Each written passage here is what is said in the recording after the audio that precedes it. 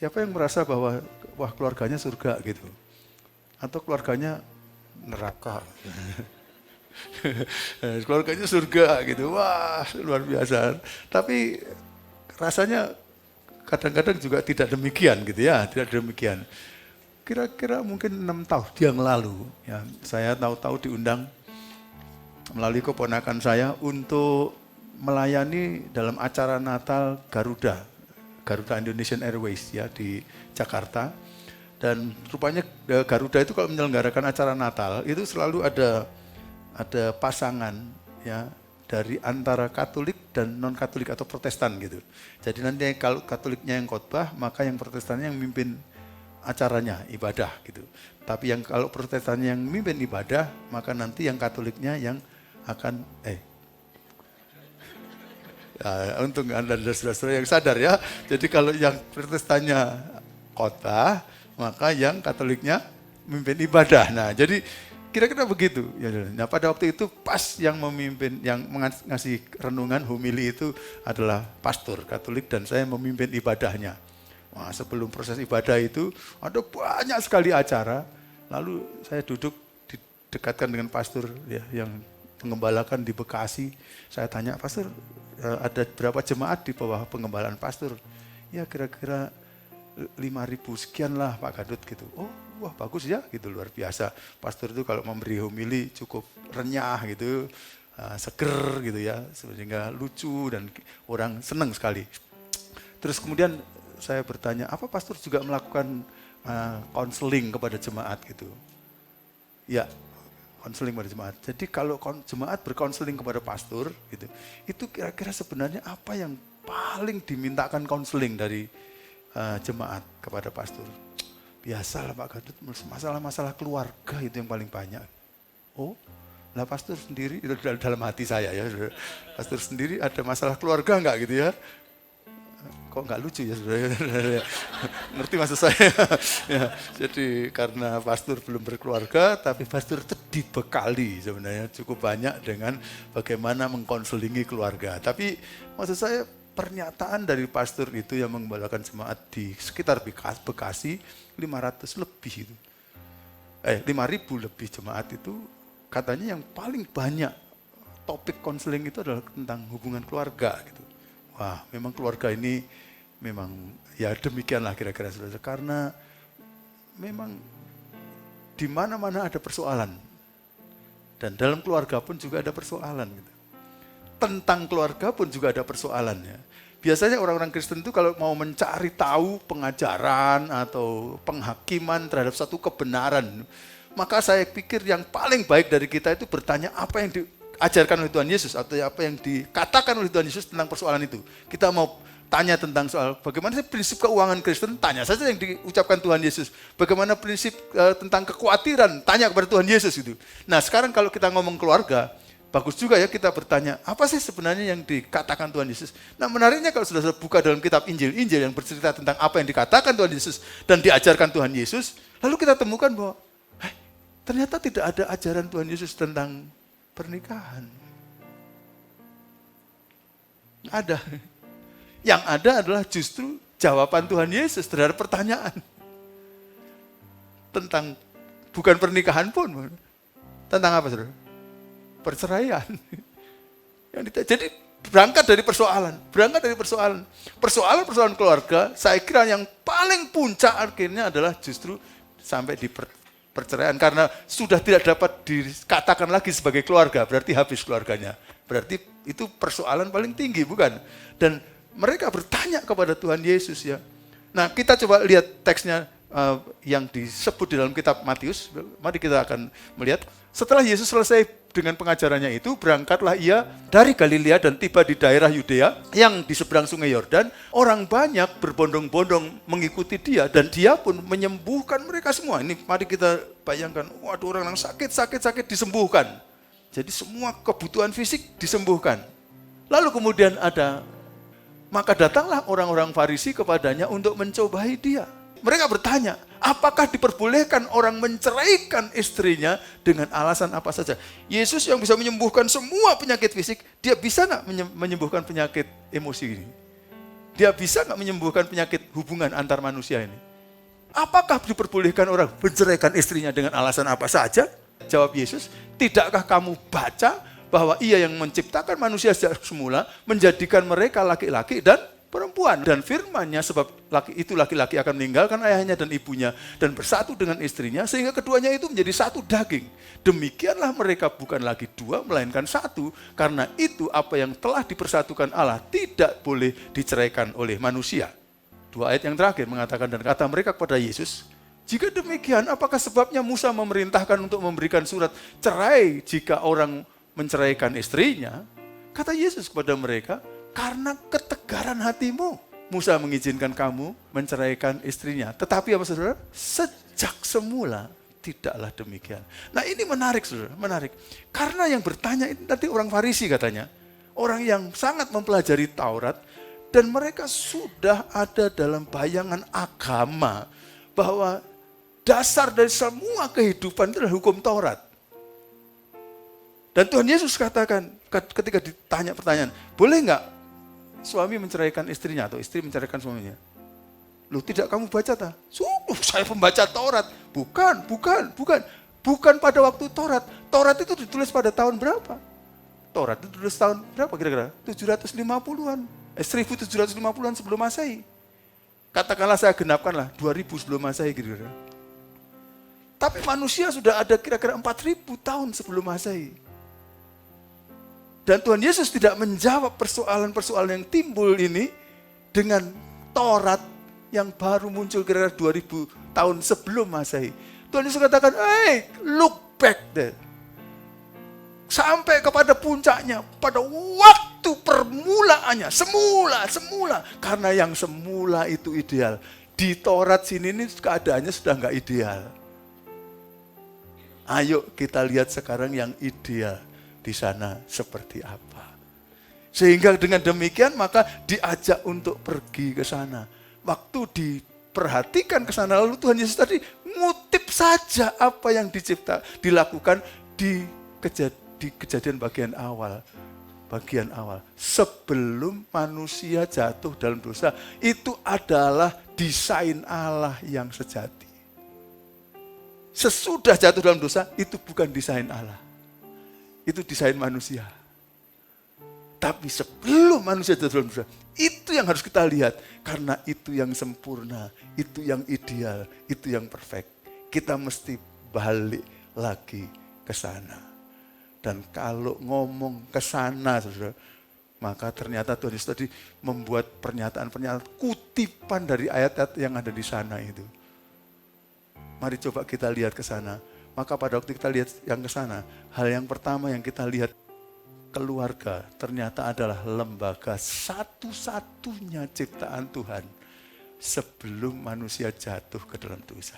Supaya saudara-saudara sadar, langsung saja saya akan pertentangan ini dengan gereja itu bukan lembaga yang diciptakan Tuhan sebelum manusia jatuh dalam dosa. Tapi sebelum manusia jatuh dalam dosa, hanya satu lembaga yang diciptakan Tuhan. Itu adalah keluarga. Satu-satunya.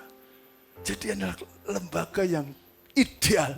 Lembaga yang harus diperjuangkan, lembaga yang harus dipahami, lembaga yang harus diterapkan, lembaga yang harus dilanggengkan. Paham? Mari kita coba lihat teks firman Tuhan yang dikutip oleh Tuhan Yesus tadi. Dari Kejadian pasal 1. Jadi nanti saya akan mulai membaca ayat ini, tapi mari kita perhatikan sekarang bahwa pada waktu itu Tuhan sudah, pada sampai ayat yang ke-25, Tuhan sudah menciptakan segala sesuatu. Mulai terang pada hari pertama, ya toh. Lalu kemudian cakrawala diciptakan, lalu daratan, lautan, tumbuh-tumbuhan. Ya? Lalu hari keempat, matahari, bulan, dan bintang-bintang, semuanya sudah diciptakan. Hari kelima, burung-burung di udara dan ikan-ikan di laut, semua binatang perairan, semua yang di udara. Dan yang keenam, semua binatang darat. Sesudah semuanya itu jadi, diciptakan itu, jadilah ini. Untuk menciptakan yang terakhir, kayaknya Tuhan pikir dulu, ini saya mau ciptakan seperti yang mana ya? Dipikir-pikir, di pikirannya terus ditanyakan, apakah mau diciptakan kayak binatang. Kalau binatang apa? Gajah. Gitu misalnya. Lo gajah, lo ibadah itu saudara. Yang nggak kurus udah kroso ya sebenarnya. Coba lo gajah, lo ibadah itu ruang anunya itu berapa besar gitu. Enggak, kalau kita ciptakan seperti semut aja gitu. Lah, kalau semut kecil, nah mungkin itu bisa saja berada dalam pertimbangan-pertimbangan. Nah, sudah seperti tumbuhan aja, enggak seperti matahari. Mungkin saja pikiran. Sampai mungkin Tuhan katakan, wah enggak, mungkin seperti malaikat yang sudah ada. Pikiran itu semua ditolak oleh Tuhan. Dan ayat 26 itu sedang berbicara, berfirmanlah Allah, baiklah kita menjadikan manusia menurut gambar dan rupa kita. Hanya manusia yang menurut gambar dan rupa kita, katanya, supaya mereka berkuasa atas ikan-ikan di laut dan burung-burung di udara dan atas ternak dan atas seluruh bumi dan atas segala binatang melata yang. Mengapa mereka bisa berkuasa? Karena kalau pada hari ke-6, Jumat sore, manusia diciptakan di Taman Eden. Semuanya ada. Maka pada waktu manusia diciptakan, semua ciptaan hormat. Hormat. Kenapa? Dipikirnya Allah. Karena segambar dan serupa dengan Allah. Saya ini pernah jadi rektornya Sekolah Alkitab di Malang, Sati. Ya, Pastor Lukas pernah belajar di sana. Nah, itu saudara-saudara, saya ini sudah lama di situ, sejak tahun 91 sampai karatan. 91, sehingga dan ada di kampus itu. Sehingga ketika masuk kampus, keluar kampus itu satpam kenal gitu. Nah, saya punya mobilnya apa, wajah saya seperti apa. Coba aja misalnya salah satu saudara yang posturnya agak hampir sama dengan saya, bikin potongan rambut seperti saya gitu, pakai kacamata saya, lalu kemudian saudara pakai baju saya, lalu pakai mobil saya, ya, lalu khusus untuk mukanya pakai karet topeng yang persis sama saya. Lalu saudara kira-kira masuk ke Sati. Waktu masuk gerbang, nggak perlu buka kaca atau buka kecil, langsung satpam. Selamat malam Pak, silakan masuk. Ya gitu, karena apa? Saudara segambar dan serupa dengan saya. Tapi coba dilepas. Langsung, Pak, stop Pak. Ya, di stop oleh satpam. Karena bukan seperti saya. Nggak kenal. Nah itu, jadi bayangkan wibawanya manusia. Alkitab memakai istilah penuh dengan kemuliaan Allah. Nah nanti kalau jatuh dalam dosa, kehilangan kemuliaan Allah. Ngerti ya? Makanya akhirnya semua berani. Macan ya berani dengan anak manusia yang jatuh dalam dosa. Tapi waktu di sana dulu, wah ternyata luar biasa. Seperti Allah. Makanya karena dia seperti Allah, dia bisa berkuasa atas ikan-ikan di laut, burung-burung di udara, ternak, dan atas seluruh bumi, atas segala binatang. Bisa berkuasa karena seperti Allah. Tapi menariknya di ayat yang ke-27, ketika pikiran itu dieksekusi, di ayat 27 dikatakan begini, maka Allah menciptakan manusia itu menurut gambarnya, menurut gambar Allah diciptakannya dia, titik koma apa saudara? Laki-laki dan perempuan diciptakannya, loh kok mereka? Katanya dia, mereka. Allah memberkati mereka, lalu Allah berfirman kepada mereka berdua, beranak cuculah dan bertambah banyak, penuhilah bumi dan takluklah itu, berkuasalah atas ikan-ikan di laut dan burung-burung di udara, dan atas segala binatang yang merayap di bumi. Lembaga pertama di Taman Eden sebelum manusia jatuh dalam dosa. Kok tadi diciptakan dia, lalu kok mereka? Ya, karena nanti di dalam ayat yang ke-21 sampai 24, pasal 2, ada rahasianya. Pasal 2 ayat 21 mengatakan, lalu Tuhan Allah membuat manusia itu tidur nyenyak. Manusia maksudnya laki-laki, Adam, tidur. Ketika ia tidur, Tuhan Allah mengambil apa saudara? Salah satu tulang rusuk daripadanya, lalu menutup tempat itu dengan daging. Dan dari rusuk yang diambil Tuhan Allah dari manusia itu, dibangunnyalah seorang perempuan dari tulang rusuk. Modalnya wanita-wanita di sini tulang rusuk dok. Jadi sopo sing seneng makan iga bakar. Itu berarti makan satu jiwa itu. Tapi wanita itu yang dimakan ya. Jadi yang rusuk yang diambil dari Tuhan Allah dari manusia itu dibangunnyalah seorang perempuan lalu dibawanya kepada manusia itu. setelah jadi perempuan. Lalu berkatalah manusia, si Adam ini, inilah dia, tulang dari tulangku dan daging dari dagingku. Ia dinamai perempuan sebab ia diambil dari laki-laki. Sebab itu, nah ini yang dikutip Tuhan Yesus, seorang laki-laki akan meninggalkan ayahnya dan ibunya dan bersatu dengan istrinya sehingga keduanya menjadi satu lagi. Bahasa Inggrisnya bagus. Itu sebabnya a man will leave his father and his mother and cleave with his wife.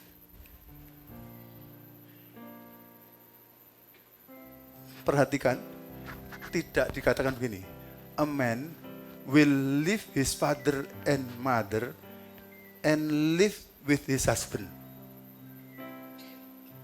Masih belum lucu. A man will leave his father and mother and cleave with his husband. Pernikahan laki dengan laki cross. Tidak ada. Betul? Tidak ada. A woman leave his father and mother and cleave with his wife. Nggak ada. A man will leave his father and mother and cleave with his wife. Jadi satu dengan satu dan lawan jenis, bukan sama jenis. Lalu kemudian yang kedua, satu dengan satu. A man will leave his father and mother and cleave with his wife, bukan wifes, bukan, ya. Tapi wife. Jadi ngerti ya, saudara, supaya jelas ya, wifes ya. Enggak, tapi satu lawan satu. Menarik ini saudara. Dan menariknya dikatakan begini, a man will leave, jadi betul tinggalkan, and cleave. Cleave itu seperti apa Pak? Cleave itu, saudara, kalau zaman dulu orang bikin rumah, itu kayu tengah yang jadi belandar itu biasanya nggak cukup panjang. Diambil dari satu pohon. Maka akhirnya harus 2 pohon dipotong, disambung. Nah kalau disambung itu caranya gini, yang satu dikerowai, yang satu ditonjolkan. Yang sini juga sih, yang satu dikerowai, yang satu ditonjolkan. Lalu dia yang kerowak itu diisi oleh yang nonjol dari sini, dan yang sini diisi oleh yang nonjol dari sini. Dan itu dipas-paskan sehingga ukurannya pas, lalu klek. Begitu dia klek, itu jadi cliff gitu. Maka dia kuatnya sudah minta ampun, seperti batang kayu tanpa sambungan. Makanya kalau dilihat boleh dibilang ini kayak satu, padahal berapa? 2, ngerti ya? Ini maksudnya. Nah kalau begitu ini apa sih pada waktu penciptaan manusia itu? Ternyata Adam dan Hawa itu, dengar saudara, dengar. Seperti halnya Allah Bapa dan Allah Putra. 2 tapi 1. Seperti Allah Putra dengan Allah Roh Kudus. 2 tapi 1, ngerti? Bersatunya seperti Allah. Sehingga difirmankan keduanya menjadi satu daging. Ada anak kecil nggak ya? Nggak ada anak kecil ya? Semua sudah dewasa. Ya. Maksudnya kecil ukuran mungkin ada, tapi maksudnya dewasa gitu ya. Ya. Ojo ngomong yang gede karo kecil soal ukuran lah saudara ya. Kita itu sudah ngomong firman Tuhan ya. Ya, ngerti saudara ya? Ya, saya sudah ngomong orang dewasa. Mohon maaf. Apalagi semua yang sudah bersuami istri, tapi belum bersuami istri juga saudara punya pengetahuan itu. Pada waktu orang bersetubuh, itu ada 2 jadi 1. Pada waktu pas bersetubuh jadi 1 itu. Mohon maaf, karena yang kosong diisi oleh yang menonjol. Sehingga jadi 1. Itu ilustrasi aja. Dan itu sebenarnya ilustrasi sangat dalam nanti. Akan berbicara mengenai bahwa hidup kita waktu bergaul dengan istri itu ternyata mesti dikerowai sampai cocok dengan yang menonjol dari istri. Hidup istri akan dikerowai sampai menonjol dengan yang cocok dengan yang menonjol. Artinya Tuhan kirim istri saya Bu Esther untuk jadi alat Tuhan membentuk saya supaya saya makin serupa dengan gambaran Allahnya, yaitu gambaran Tuhan Yesus. Saya diutus Tuhan datang untuk menjadi penolong dari Bu Esther, ngeroai bagian yang menonjol yang tidak sesuai dengan karakter Allah, sampai akhirnya Bu Esther akan menjadi segambar dan serupa dengan Allah. Kami, saya dan Bu Esther menerima satu dengan yang lain dengan konsep kejadian ini. Sehingga kalau Bu Esther mengingatkan saya, kok marah? Nah, saya bukan lebih marah. Saya akan katakan, iya terima kasih disadarkan. Karena marah tidak sesuai dengan karakter Allah. Kok pelit? Syukur terima kasih ono istriku yang ngiliknya aku pelit. Karena Allah tidak pelit. Amin. Sehingga aku dibentuk. Saya itu jadi seperti begini gara-gara sudah 7-8 tahun menikah dengan Bu Esther. Dan saya lihat Bu Esther itu dipakai Tuhan untuk membentuk saya. Saya jarang-jarang mau mengakui depan Bu Esther dan mengatakan, aku ini utusan Tuhan untuk membentuk kamu. Itu biasanya egois. Tapi aku menerima Bu Esther, istri saya, sebagai utusan Tuhan untuk membentuk saya. Amin. Itu konsep sebelum manusia jatuh ke dalam dosa. Sehingga akhirnya kita kembali menjadi segambar dan serupa dengan Allah. Itulah Adam dan Hawa sebelum jatuh ke dalam dosa. Itu seperti halnya Bapa, Putra, dan Roh Kudus. Saya bayang-bayangkan ini, saudara. Kenapa sih Allah itu kok ingin menciptakan manusia dan menciptakannya segambar dan serupa dengan dia? Kira-kira begini. Sebelum segala sesuatu yang ada siapa, saudara? Allah. Dan Alkitab katakan Allah kita itu Trinitas. Bapa, Putra, Roh Kudus. Dan Alkitab memberikan penjelasan pada kita bahwa Allah Trinitas itu saling mengasihi dalam kekekalan. Ngerti, saudara? Berarti di kekekalan masa lalu sebelum segala sesuatu ada, sudah ada Allah Trinitas. Dan karena saling mengasihi dan kasih yang sempurna, kasih agape itu, maka itu mendatangkan kenikmatan yang luar biasa. Sehingga pada waktu dia merasakan kenikmatan yang luar biasa selama jutaan tahun kekekalan itu, maka dia memutuskan untuk menciptakan yang namanya manusia, diciptakan segambar dan serupa dengan dia, dua tapi satu, satu tapi dua, mengerti sekarang akhirnya ya? Supaya nyatu, begitu suami istri nyatu, nanti dikaruniai anak, ada 3 sekarang. Suami istri anak nyatu, anak istri suami nyatu, itu surga. Udah ini aja pulang ya. Karena itu yang paling penting. Sebenarnya tugas semua lembaga ini kalau mau memulihkan kembali manusia ke awal zaman, ya itu sebenarnya tugasnya. Tugas untuk menjadikan Eden itu kembali. Nggak usah terlalu ribut-ribut kita. Kalau Eden itu kembali, nanti semua tatanan itu akan tertata kok. Yang lain-lain akan tertata in order. Dalam order yang bagus, dalam tatanan yang bagus. Tapi kalau Eden itu belum kembali, silakan bikin pendidikan yang paling bagus. Lembaga yang diciptakan sesudah manusia jatuh dalam dosa. Silakan bikin rumah sakit yang paling bagus. Silakan bikin apa sih? Lapangan olahraga yang paling bagus. Silakan bikin macam-macam yang paling bagus. Saya sampai tawarkan silakan bikin gereja yang paling bagus. Tapi kalau hidup Taman Eden itu tidak dikembalikan dulu, semua itu hanya luaran saja yang tidak menjanjikan apa-apa sama sekali. Karena itu Tuhan tahu bahwa membereskan persoalan ini bukan soal persoalan luar nih, bukan pembangunan fisik yang penting, yang batin ini yang harus dikerjakan, yang batin yang harus dikerjakan, sehingga pada akhirnya suasana Eden itu akan dapat kembali kepada kita sekalian. Saudara-saudara, izin saya ngomong ya.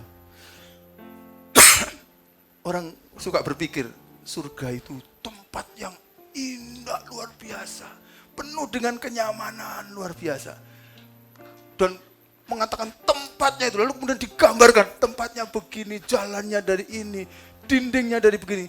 Lalu tempatnya bagus. Saudara-saudara, saya mau bertanya. Di antara saudara-saudara yang berasal dari satu keluarga yang sangat baik, yang harmonis. Ya maksudnya, atau cukup baik lah saudara. Atau saudara-saudara yang mempunyai keluarga yang cukup baik. Saya tanya sekarang.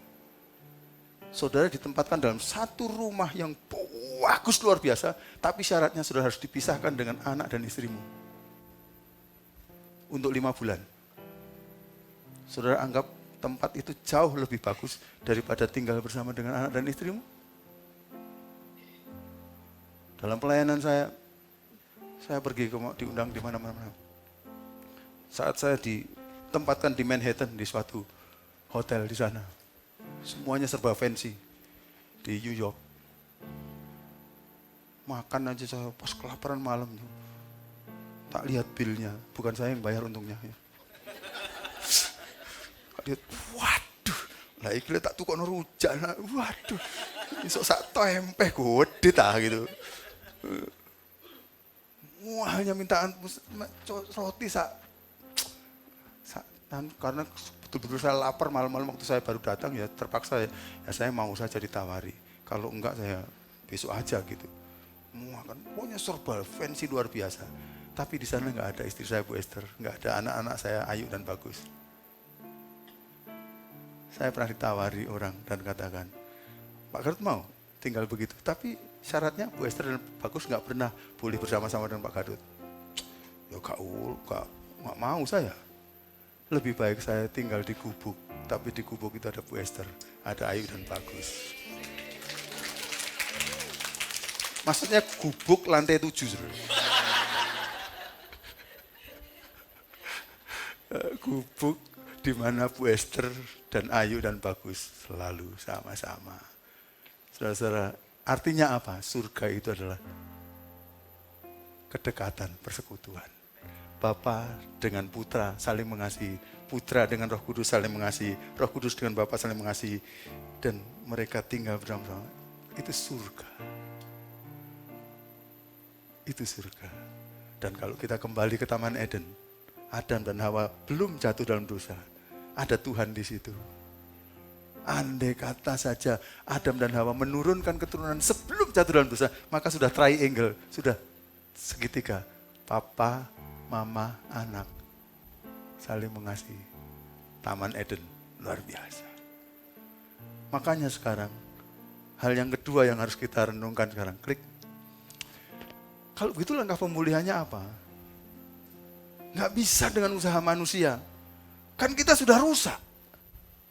Yang rusak nggak bisa dandani yang rusak sendiri. Harus ada intervensi dari luar. Manusia mencoba untuk membangun agama, macam-macam pengorbanan, macam-macam. Tapi tidak terbangun hubungan dengan Tuhan yang sempurna. Maka tidak ada modal untuk menikmati kedamaian. Lalu akhirnya Tuhan lihat manusia ini berusaha setengah mati, nggak bisa mengembalikan pemulihan ke Taman Eden. Yang satu-satunya bisa memulihkan ke Taman Eden adalah yang belum jatuh dalam dosa. Dan Allah tidak pernah jatuh dalam dosa. Makanya akhirnya kita tahu Tuhan Yesus Kristus turun ke dalam dunia. Dia yang tidak mengenal dosa sama sekali. Lalu akhirnya dia dijadikan dosa karena kita. Sehingga dia disalibkan, bukan karena dia berdosa, karena dia nanggung dosa kita. Dan kalau kita mau percaya kepadanya, ditutupi dia. Ya kita dosa, nggak lakukan apa-apa. Karena ditutupi dia disalibkan, jelek, dia yang mati. Kita tinggal enaknya, terima, percaya kepadanya, menerima. Itu namanya grace. Itu namanya adalah kasih karunia. Pemberian cuma-cuma yang tidak layak untuk diterima. Oleh karena penerimanya sangat jahat. Dia melukai, berontak kepada Allah. Tapi Allah katakan, aku mau mati ganti hukumanmu. Itu namanya grace. Dan yang bisa melakukan itu hanya kasih. Karena itu kekristenan tidak dibangun di atas hukum keadilan. Tapi kekristenan dibangun di atas hukum kasih. Kalau hukum keadilan, hanya kalau kita berbuat sesuai dengan syarat keadilan, kita mendapatkan pahala. Kalau kita melawan kepada keadilan, kita mendapatkan hukuman. Seharusnya kita mendapatkan hukuman.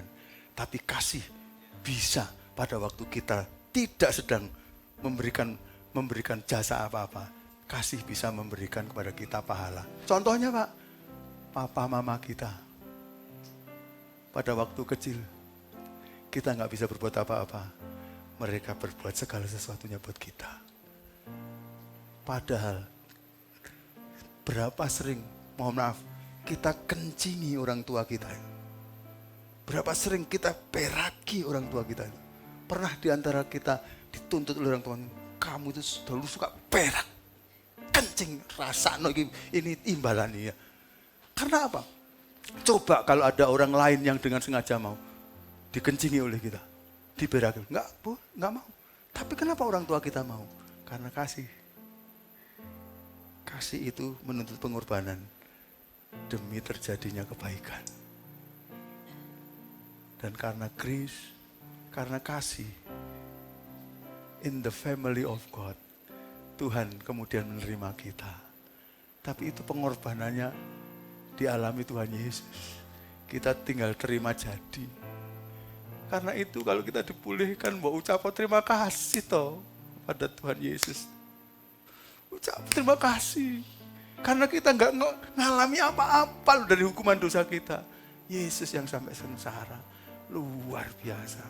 Dianiaya semalam-malaman. Nggak makan, nggak minum. Padahal dia orang benar. Saudara baca dalam kitab Injil Lukas. Pilatus itu gubernur dari Roma. Berarti orangnya ahli hukum kalau dari Roma itu. Pada zaman itu. Waktu disuruh ngadili Yesus. Nah orang Roma kalau mengadili itu nggak ada unsur agama sama sekali. Hanya kejahatan. Waktu suruh ngadili Tuhan Yesus. Ngecek perkaranya Yesus itu. Sangat teliti orang Roma itu. Dia katakan orang ini nol kesalahannya. 0,001 aja enggak. 0% kesalahannya. Kok kalian minta saya menghukum? Enggak bisa. Jadi aku enggak bisa menghukum. Saya serahkan pada kamu lagi. Yang hukum bukan Pilatus. Karena secara hukum Yesus bersih. Tapi dia mengalami semua kesengsaraan itu. Gara-gara kita. Nah family kalau mau dipulihkan mesti melalui jalur ini.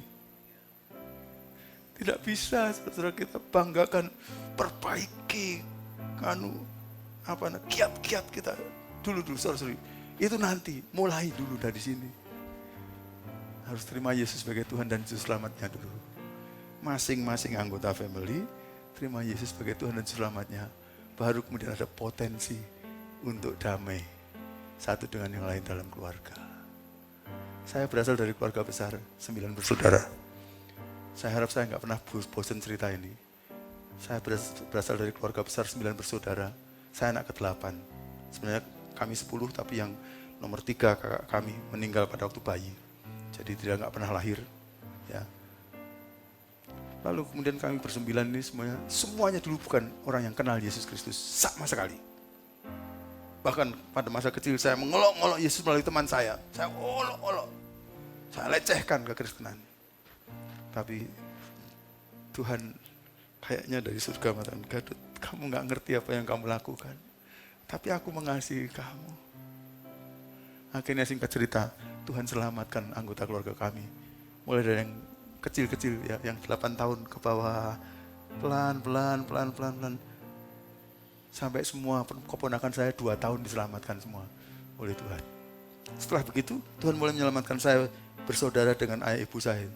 Satu. 3 tahun, 4 tahun dapat 1. 4 tahun, 5 tahun dapat 1. Sampai kurun waktunya diperlukan waktu 35 tahun.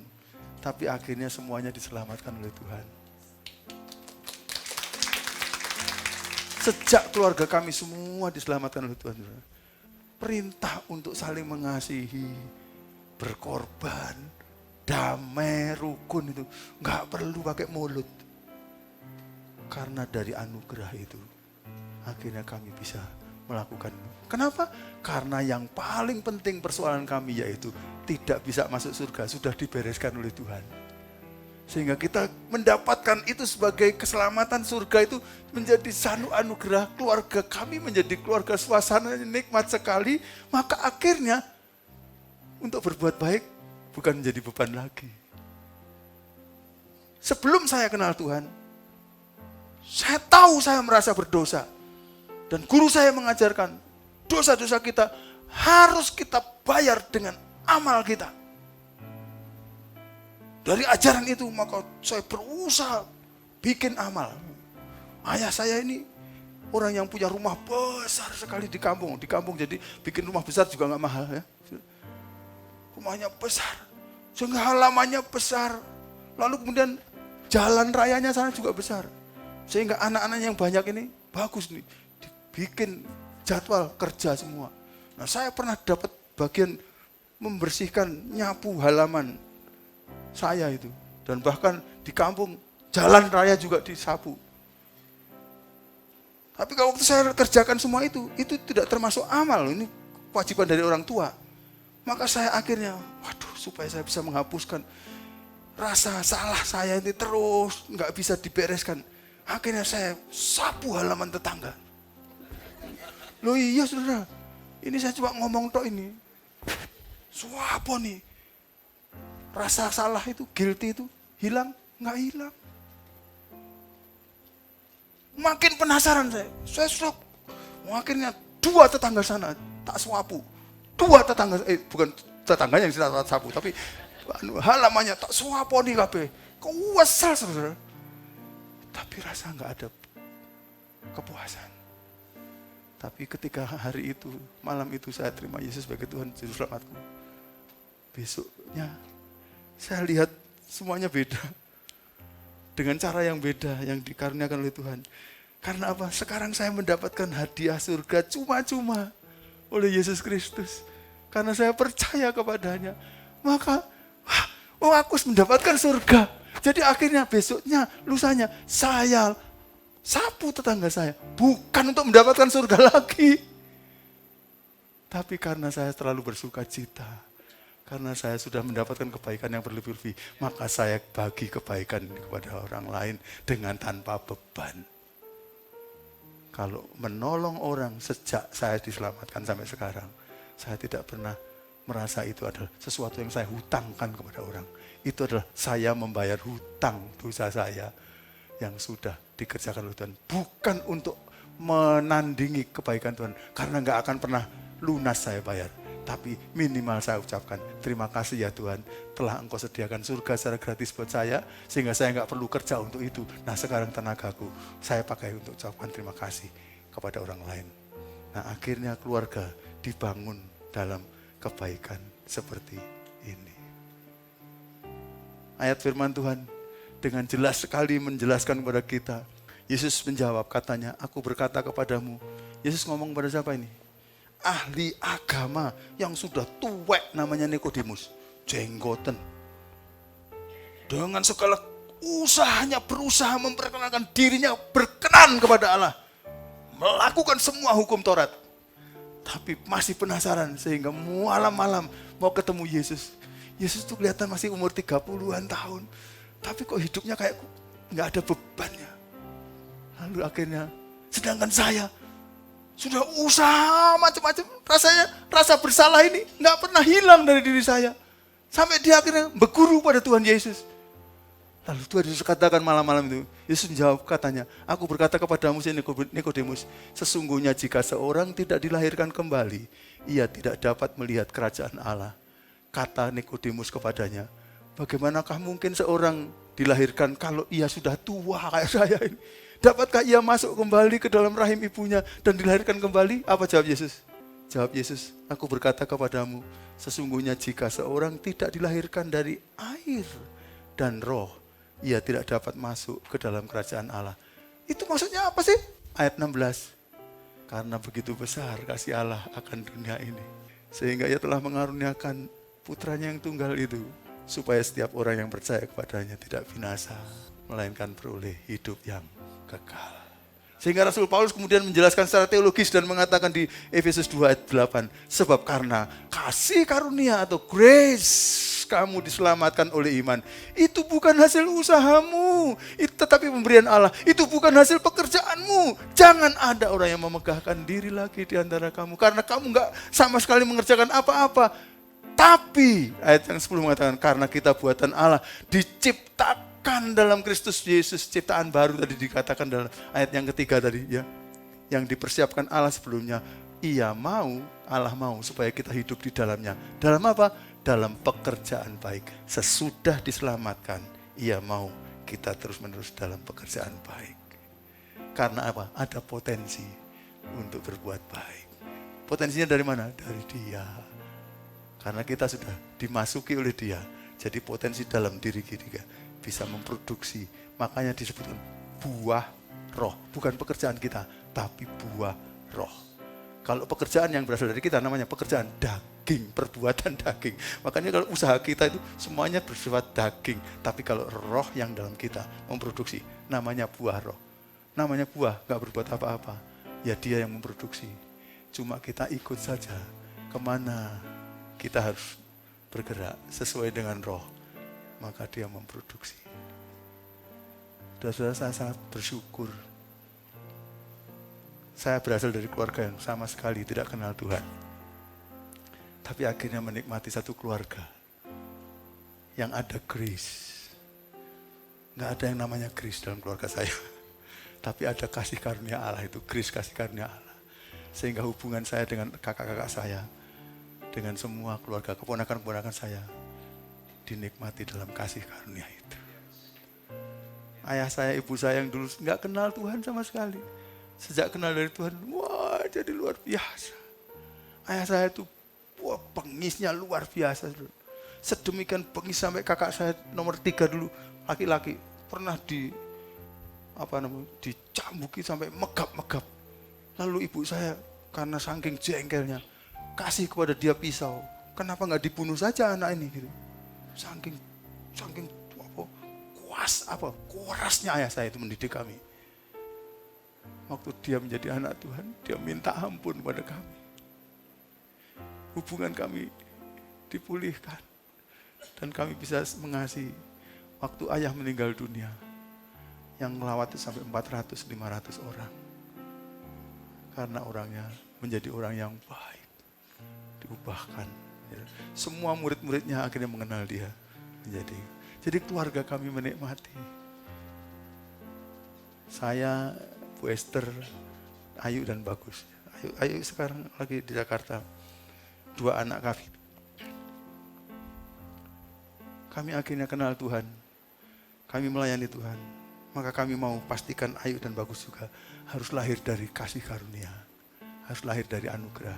Jangan sampai gara-gara anak pendeta lalu dipikir taken for granted. Mereka pasti jadi anak Tuhan. Saya mau pastikan mereka kenal dengan Tuhan Yesus. Dan mengalami pembaharuan oleh Tuhan. Jadi anak Tuhan. Sejak masih kecil. Lalu disekolahkan di sekolah yang cukup bagus. Kristen lagi. Diwajibkan oleh mereka untuk baca Alkitab tiap hari. Bertumbuh dalam kasih karunia Tuhan. Saya bersyukur. Sehingga saya gak perlu menolong mereka. Tapi mereka sudah bertumbuh dalam firman. Ada satu yang belum. Yaitu apa? Doa tiap hari. Gimana akhirnya? Kami akhirnya membangun tiap malam. Kami cari waktu yang bagus kapan ya? Sudah malam-malam aja. Karena mereka sekolahnya pagi sampai sore. Jadi malam aja deh. Malam sebelum tidur kami kumpul berempat. Selalu doa malam. Biasanya mulai dari Bagus dulu yang paling kecil. Lalu Ayu. Lalu Bu Esther. Lalu saya. Doa kita. Doakan pelayanan Papa, doakan yang keluarga yang belum diselamatkan. Setiap hari kami doakan semua keluarga related families yang belum diselamatkan. Doakan pelayanan kami di banyak tempat. Bu Esther banyak tempat. Doakan sekolah mereka, doakan masa depan mereka. Kami saling mendoakan terus tiap malam pegangan tangan saling berdoa. Lalu kemudian setelah selesai, kemudian kita tutup dengan doa Bapa kami, Our Father in Heaven, Holy be your name gitu. Karena mereka di sekolah yang berbahasa Inggris, jadi akhirnya kita ngikuti aja. Selalu begitu, rutin. Waktu Ayu akhirnya kuliah, Dia harus kuliah di Bali, di Udayana, kedokteran, yang kelas bahasa Inggris. Lalu akhirnya harus pisah dengan kami. 1,5 tahun dia pisah, ada satu perayaan Imlekan di salah satu penatua kami. Jumaat pada datang semua dan Ayu juga datang, Bu Esther dan saya pas datang di Bali. Lalu kemudian tahu-tahu pemimpin acaranya mewawancarai Ayu. Yuk, gimana yuk, kamu sudah 1,5 tahun ada di sini. Apa yang kamu rasakan enak, apa yang kamu rasakan gak enak? Yang saya nggak bayangkan, ternyata dia mengatakan, saya kehilangan sesuatu. Diucapkannya sambil menangis. Karena kami sudah bertahun-tahun tiap malam pegangan tangan dengan papa dan mama dan adik saya Bagus. Dan kami selalu doa mendoakan setiap malam. Dan Tuhan menuntun hidup kami dalam kasih karunia-Nya. Tapi waktu saya harus ke Bali, papa mama kadang-kadang telepon, yuk ayo kita doa sama-sama melalui telepon. Tapi tangan saya nggak bisa pegang.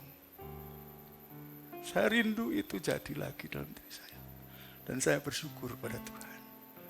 Sehingga hubungan kami luar biasa bagus. Akhirnya Ayu harus diterima kerja di Rumah Sakit Siloam Kanker di Jakarta. Bagus kuliah di Malang, lalu tamat diterima di Telkom, kantor pusat di Jakarta. Dua-dua mereka sekarang di Jakarta. Saya dan Bu Esther merasa bahwa kumpul kami berempat itu penting.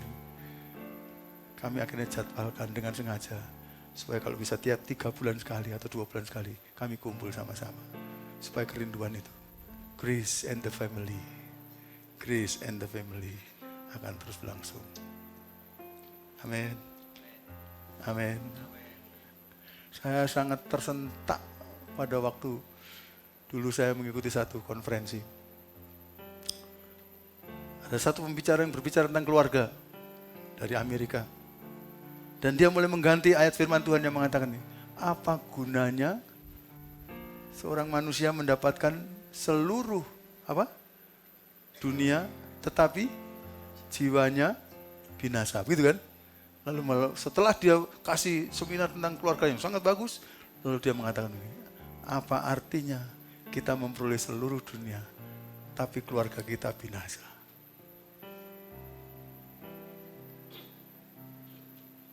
Keluarga saya berasal dari keluarga yang di luar grace, di luar kasih karunia.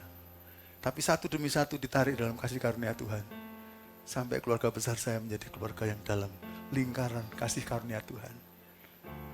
Saya tidak mau anak-anak cucu saya, anak-anak dan cucu-cucu kakak saya nanti akan keluar dari grace atau kasih karunia Allah ini.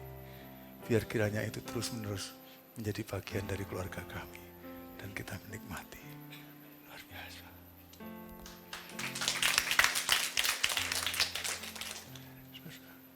Itu lebih daripada semua. Itu lebih daripada semua. Saudara akan merasakan kebahagiaan yang luar biasa ketika semua di dalam Tuhan. Dan yang terakhir dari renungan saya, kita diminta menjadi keluarga yang melayani ke dalam dan ke luar. Jadi antara keluarga kita, kalau mau menikmati keluarga adalah surga. Nikmati itu. Pelayanan ke dalam. Saudara bayangkan, kenapa dunia ini jadi rusak semua? Karena pertama keluarganya Adam dan Hawa hancur. Nah keluarga ini kan seperti sel dalam tubuh kita. Jadi satu sel hancur, sel yang hancur ini, rusak itu mempengaruhi sel yang lainnya. Sel lainnya hancur, rusak. Jadi sebenarnya apa sih? Keluarga itu kan pembentuk masyarakat. Ya toh? Masyarakat itu pembentuk bangsa. Bangsa itu pembentuk negara. Negara membentuk dunia kita. Nah sel terkecil adalah keluarga. Saya percaya dunia ini akan hanya baik kalau sel-selnya ini baik-baik. Begitu sel pembentuknya ini baik-baik, maka dunia jadi baik. Saudara pengen berada di dalam gereja yang baik, sel-sel dalam keluarga kita harus. Semua yang belum kenal anugerah Tuhan, perkenalkan kepada anugerah Tuhan. Sehingga semua berada dalam standar yang sama. Tidak mengagungkan kekuatan sendiri, seolah-olah dengan diri sendiri bisa. Tidak. Semua orang harus merasa bahwa hanya karena Tuhan bisa. Nanti kalau nilainya sudah sama, nah itu akan mendatangkan perubahan dalam masyarakat. Jadi kita itu, kata kakak saya, jangan cuma pupuran tok gitu loh. Dari luar diindahkannya, tapi dari dalam itu keluar. Kalau di dalam diri kita sana ada sel yang ada kankernya, itu bisa mendatangkan kerusakan keluar. Walaupun luarnya dipupuri seperti apa, ya tetap rusak. Tapi kalau kankernya itu tidak ada sama sekali, yang ada adalah sel yang sehat, nanti luarnya itu otomatis akan ceria. Urusan dalam ini penting sekali. Nah jadi melayani, akhirnya kita menjadi keluarga yang saling melayani. Bayangkan Ayu itu masih umur 6 tahun atau 5 tahun waktu itu. Karena terbiasa kalau dia sakit, pertama-tama yang dilakukan adalah Tuhan yang menciptakan tubuh manusia. Dokter adalah penolong kami. Karena itu Tuhan tolong sembuhkan dia. Kalau Tuhan mau pakai dokter atau pakai obat silahkan. Tapi kami percaya kesembuhan datang dari Tuhan. Kami katakan itu. Lalu akhirnya ketika sudah terbiasa begitu, ya Tuhan berikan kesembuhan. Lalu pada waktu Bu Esther sakit, tahu-tahu Ayu yang umur 5 tahun, dalam nama Tuhan Yesus doakan. Nah akhirnya Ayu, karena biasa kita layani dalam kasih karunia, dia juga melayani dalam kasih karunia. Dan akhirnya setelah begini lalu mereka pada kenal gereja, akhirnya di gereja-gereja di mana mereka berada menjadi aktif sekali. Ketika Ayu di Bali, di pendidikan di Udayana dulu, udah dia juga terlibat melayani teman-temannya, sangat aktif memuridkan mereka. Lalu terlibat dalam gereja, dia jadi worship leader. Dia pindah ke Jakarta, sekarang dia melayani di gereja bahasa Inggris kita. IES, International English Service. Ternyata dia juga worship leader. Kalau nggak salah siang ini dia lagi worship leader di gereja bahasa Inggris yang cukup besar di Jakarta itu. Untuk melayani orang lain. Lalu melayani anak-anak Sunday School. Padahal Senin sampai Sabtu sibuk dia sebagai dokter. Di rumah sakit kanker. Tapi sore sudah langsung melakukan pelayanan. Minggu langsung pelayanan. Karena pelayanan akhirnya keluar dari pelayanan yang ada di dalam. Kalau di dalam keluarga kita saling melayani, waktu keluar kita melayani, itu adalah limpahan kasih karunia. Dan jadi berkat bagi orang. Sehingga akhirnya orang bisa berkata seperti Yosua berkata. Kenapa Yosua berkata ini? Pada waktu itu Yosua sudah memimpin bangsa Israel yang tegar tengkuk itu luar biasa. Dia sebenarnya sudah melihat bangsa Israel tegar tengkuk jauh sebelum dia jadi pemimpin. Pada waktu Musa menjadi pemimpinnya. Tapi waktu dia memimpin kok terus lagi. Dan selalu saja pada zaman dipimpin Yosua, pengen saja mereka itu meninggalkan Tuhan kepada ilah lain. Meninggalkan Tuhan ke ilah lain. Meninggalkan Tuhan ke ilah lain. Akhirnya Yosua itu sudah puluhan tahun mimpin mereka. Kok begini terus? Sampai Yosua bikin pidato terakhir sebelum dia mati. Dan pidato terakhirnya dia katakan, setelah dia cerita kita ini bangsa yang terus menerus dapat anugerah Tuhan. Karena itu kita mesti menyembah Tuhan. Tapi begini deh, kalian ini selalu saja mau memberontak pada Tuhan. Tetapi jika kamu anggap tidak baik untuk beribadah kepada Tuhan, pilihlah pada hari ini kepada siapa kamu akan beribadah. Allah yang kepadanya nenek moyangmu beribadah di seberang sungai Efrat dulu yang disembah oleh nenek moyang Abraham, atau Allah yang orang Amori yang negerinya kamu diami ini. Tetapi aku dan seisi rumahku, kami akan beribadah. Dan kata lain yang bisa diterjemahkan kata ini adalah, kami akan melayani Tuhan. Bayangkan, Yosua bikin pidato begitu, lalu tahu-tahu anaknya datang dan mengatakan, enggak, itu cuma pernyataannya papa. Saya enggak masuk, saya enggak mau. Itu hanya bisa terjadi kalau dalam keluarga sudah terjadi saling melayani dengan baik, dengan kasih, dengan anugerah. Maka pada waktu kita mendeklarasikan begitu, anaknya bukan mengatakan, itu papa, bukan. Tapi anaknya akan mendukung. Dan katakan, yes, that's us. Itu adalah kami. Kami mau melayani Tuhan. Bukan karena kami bisa, tapi karena kami telah menerima limpahan dari anugerah Tuhan dalam hidup kami. Jangan sampai terjadi kenyataan seperti kisah yang pernah saya dengar. Ada seorang pendeta melayani di sebuah gereja di desa. Ya, kita orang kota jadi enak membicarakan orang desa ya, sebenarnya. Gereja di desa ini, katakanlah ada ibadah 2 kali ya, yaitu ada kelas sekolah minggu pagi dan kemudian setelah itu disusul kebaktian umum. Sekolah minggunya itu mulai jam 7:30, lalu jam 9 kebaktian umum gini. Nah, pada waktu kebaktian umum dimulai, ternyata ada satu anak sekolah minggu nggak pulang. Lalu dia mulai main dengan anaknya pendeta di pastori. Nah, pastorinya pendeta itu letaknya berdampingan dengan tempat ibadah gedung gereja itu, yang bukan gedung lah ya, pokoknya rumah ibadah gitu. Nah, pastorinya di situ.